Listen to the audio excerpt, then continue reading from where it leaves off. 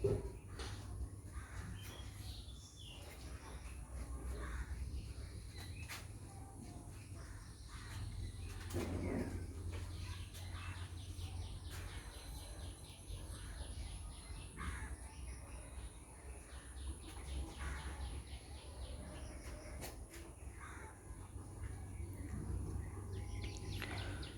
আলাইকুম গাইস, আশা করি সকলে ভালো আছেন।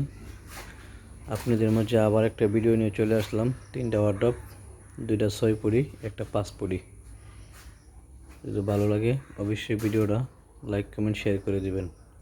ঠিকানা হলো নারায়ণপুর ঈদগাহ মাঠের পাশে।